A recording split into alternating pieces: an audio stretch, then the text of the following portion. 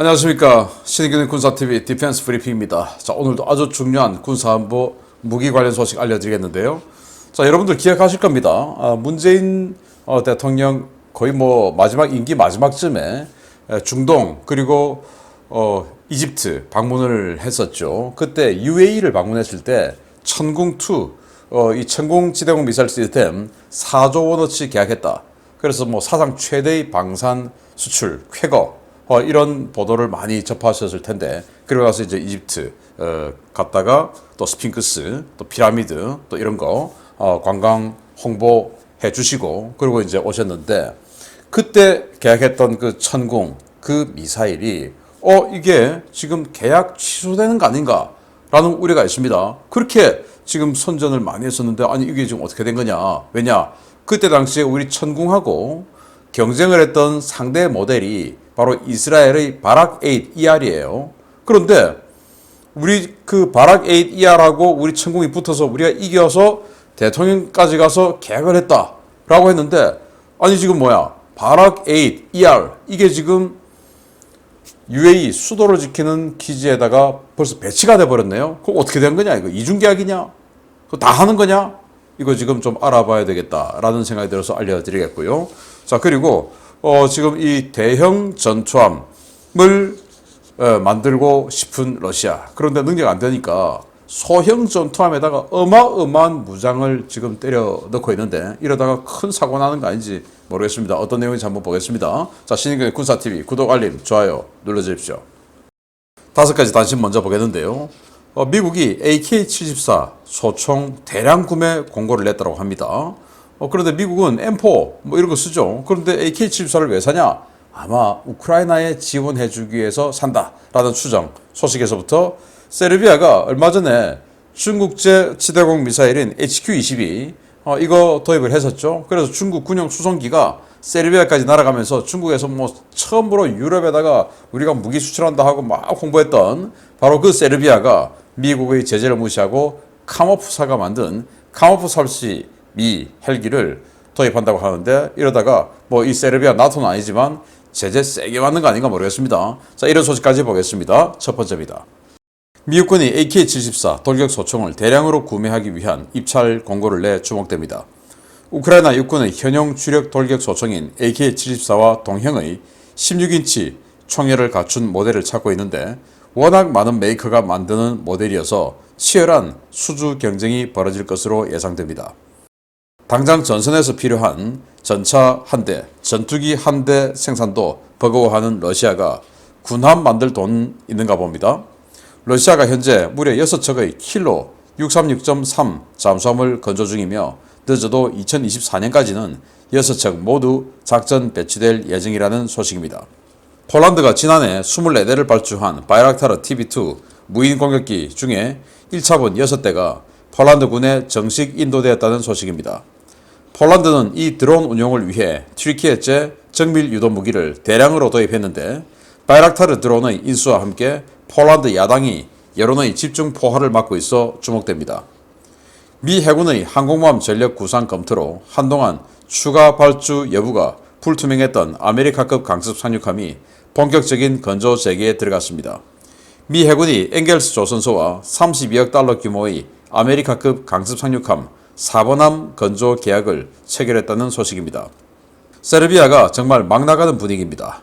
미국과 유럽연합이 러시아 방산업체들을 제재 대상으로 발표했음에도 불구하고 세르비아가 러시아와 체결한 헬기 도입 계약을 강행해 이번 주말 카모프 32 헬기 2대를 인수했다는 소식입니다.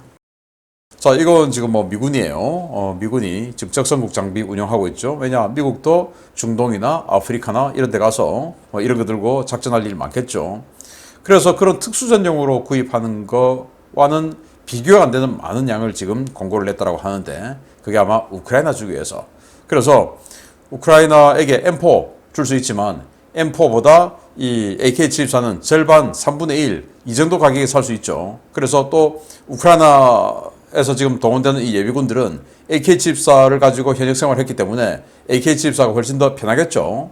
그리고 AK-74 굉장히 단순하니까 지금 이제 동계 전투에 들어가는데, 그 동계 전투 상황에서 윤활유 얼어버리고 할 수 있는데, 그 구조복잡한 M4 같으면 이런 건 또 괜찮은 또 나름 또 강점이 또 있어요. 그런 차원에서 아마 AK-74를 대량 지금 구매 요청을 한 거 아닌가라고 생각을 하고 그러면 이 AK-74 이거 소련 러시아의 칼라시니코프가 만든 건데 어떻게 지금 러시아하고 전쟁하면서 그게 가능하냐? 근데 이 AK-74는 라이센스가 다 풀려 있어요. 라이센스 없어요. 그래서 아무나 다 만듭니다. 그러니까 그냥 만들어서 납품하면 됩니다. 우리 한국의 다산기공, S&T 그냥 할 수 있어요.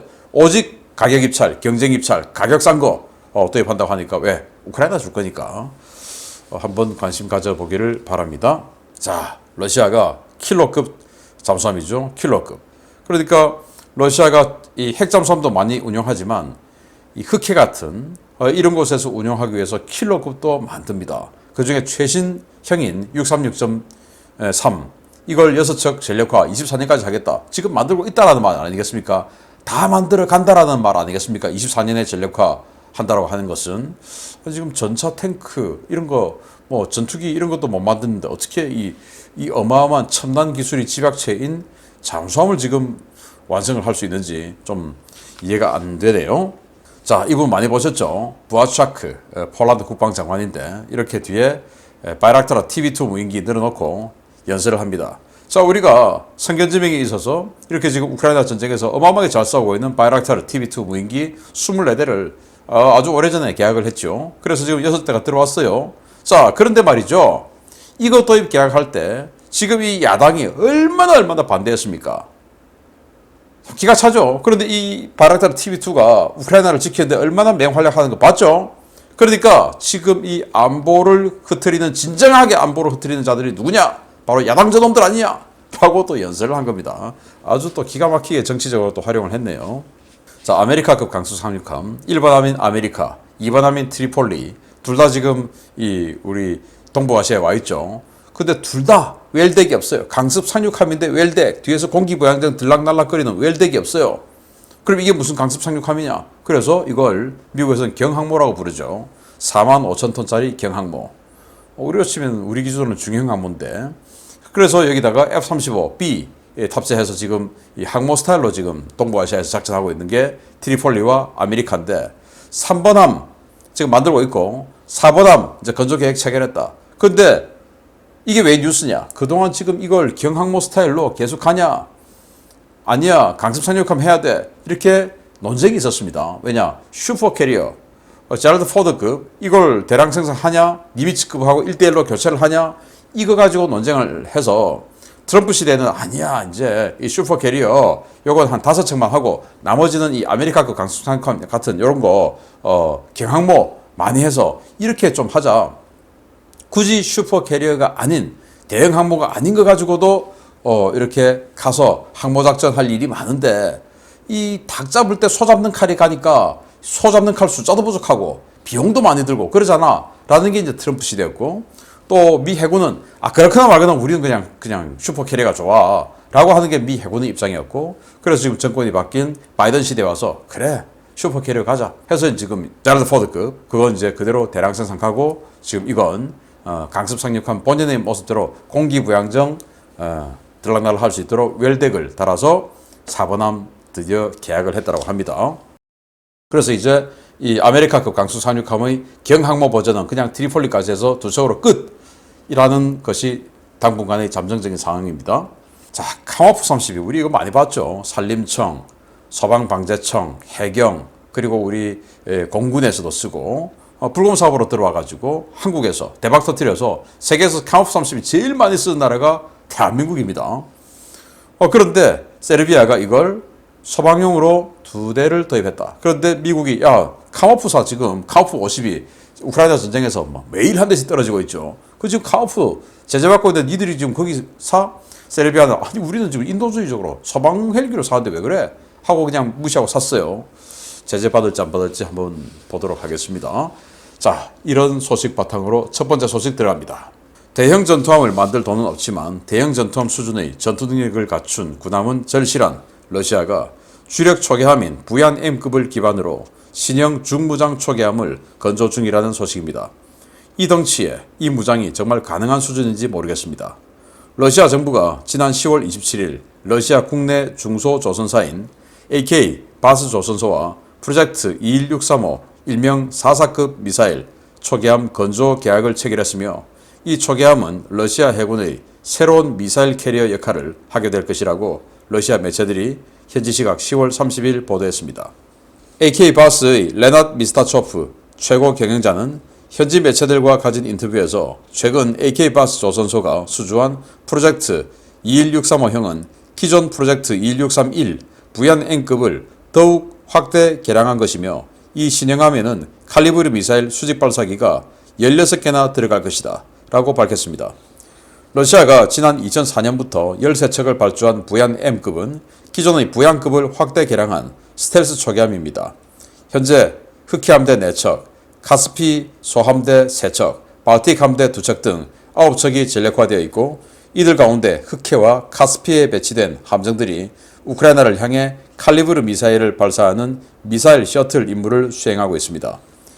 부얀M급은 길이 75m, 폭 11m, 만재 배수량 949톤으로 1000톤이 채 되지 않은 작은 초계함이지만 100mm 함포 한문, AK-630 근접 방어 기관포와 판치R-M 단거리 방공 시스템 각각 1기, UKSK 대형 다목적 수직 발사기 8셀, 코마르 단거리 대공 미사일과 대잠 수류탄 발사기 등으로 중무장한 군함입니다.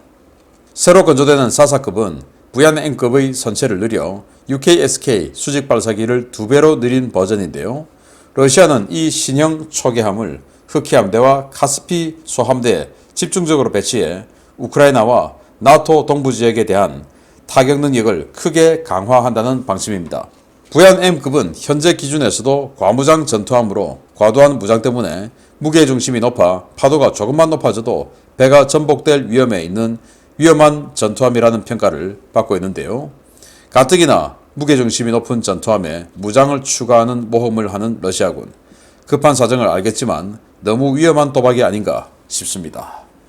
자, 부얀M 지금 카스피해에서 그리고 흑해에서 칼리브르 순항미사일 러시아판 토마호크죠. 그거 달고 지금 이렇게 우크라이나를 계속 때리고 있는 바로 그 군함인데 작아요. 949톤. 그러면 이게 우리 포항급 초계함하고 거의 비슷한 덩치죠. 그런 거 가지고 지금 이렇게 순항미사일을 1500km 날아가는 순항미사일을 쏘고 있어요. 그런데 당연히 그렇게 하려면은 이 미사일이 큰데 작은 덩치에 하려고 하면은 이게 뭐 좀 밸런스가 안 맞겠죠. 자, 뒤에서 찍은 모습입니다. 바로 이 부분에 수직 발사관이 들어가는데 8개가 있어요. 여기에 이렇게 미사일이 들어갈 텐데 당연히 미사일 무거울 거 아니겠습니까? 그 무거운 미사일을 이렇게 높은 곳에 잔뜩 꼽아 놓으면 무게 중심이 위로 올라가겠죠. 이 위에 마스터도 있고 레이더, 항전 장비 뭐 잔뜩 있고 그리고 이 미사일까지 위에다 얹어 놓는다. 당연히 무게 중심이 잔뜩 위로 쏠릴 겁니다. 그럼 어떻게 됩니까? 넘어질 가능성이 있겠죠.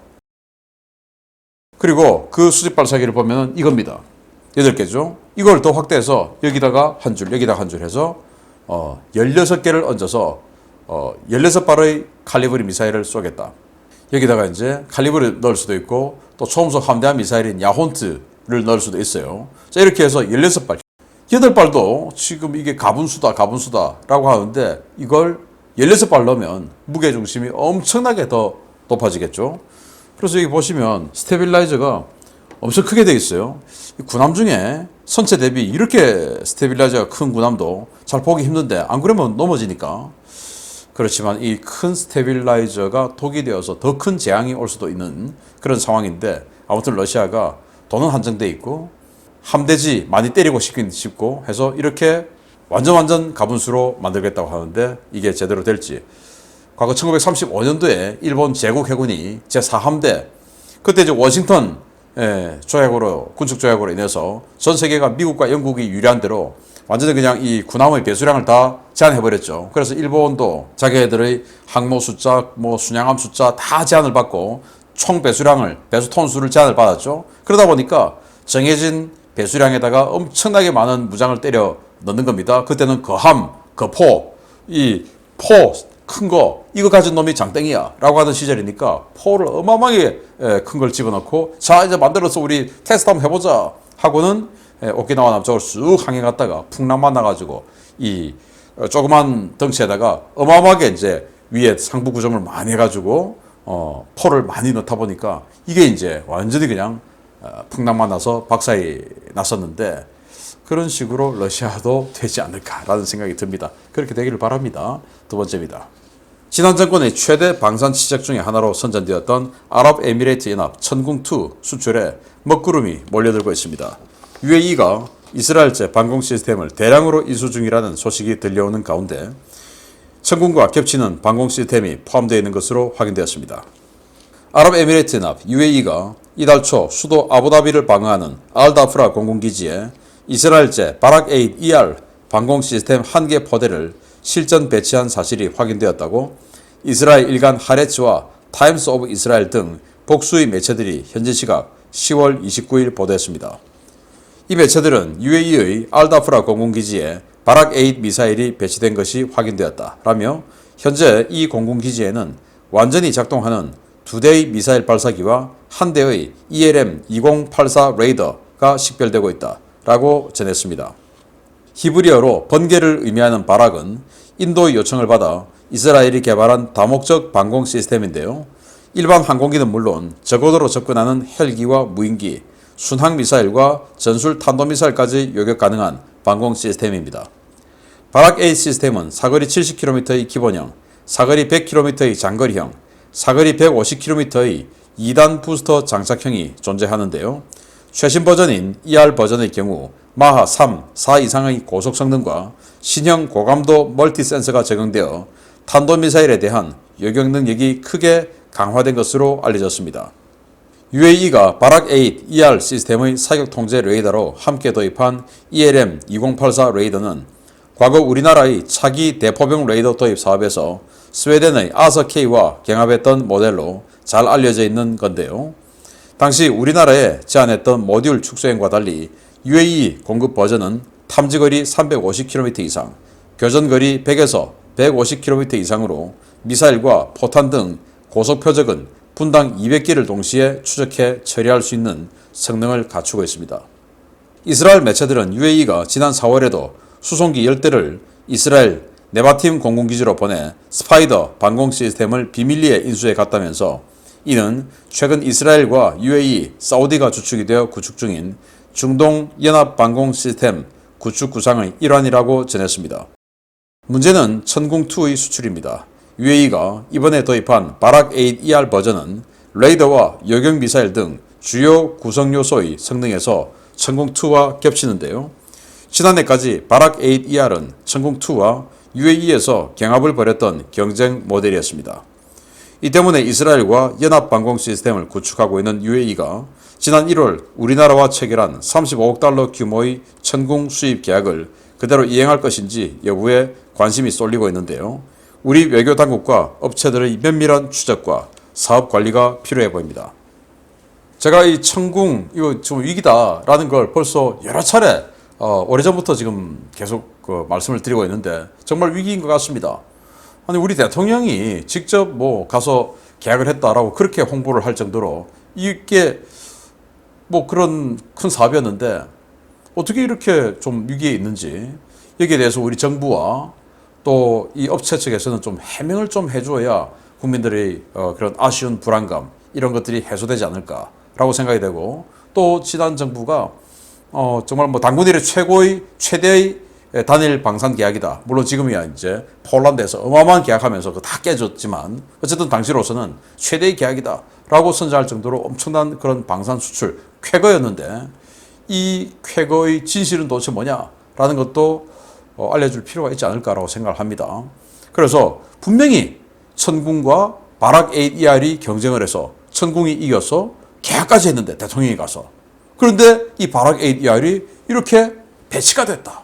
알다프라 기지, 수도 아부다비를 지키는 그 기지에 여기 위성사진에 보듯이 발사기 하나하나 2대 또 앞으로 2개 더 들어오겠죠. 그리고 여기 레이더 이런 식으로 해서 배치가 된 게 위성사진까지 공개됐어요. 우리 천궁은 어디 갔냐 그러면. 그래서 이게 150km, 항공기 표적에 대해서는 150km, 탄도탄 표적에 대해서는 그래서 한 50km 예상해요. 우리 천궁2 50km 탄도탄 요격 능력 있죠. 완벽하게 겹치는 거예요. 도대체 뭐냐? 그래서 뭐 제가 뭐 따지는 거 아니에요. 그래서 이 사업 관리 잘해서 우리 천궁이 정말로 4조 원어치 수출 완전 완납하기를 바랍니다. 저는 방산 잘 되는 거 항상 염원하지 않습니까? 그거 좀 뭐 우리 업체가 무슨 능력이 있겠습니까? 정부에서 이런 거 좀 관리 더욱더 면밀하게 해서 또 속 시원하게 저같이 또 관심 많은 사람에게 좀 알려주셨으면 좋겠다. 또 관리 잘했으면 좋겠다라는 말씀을 드리면서 마치도록 하겠습니다. 감사합니다.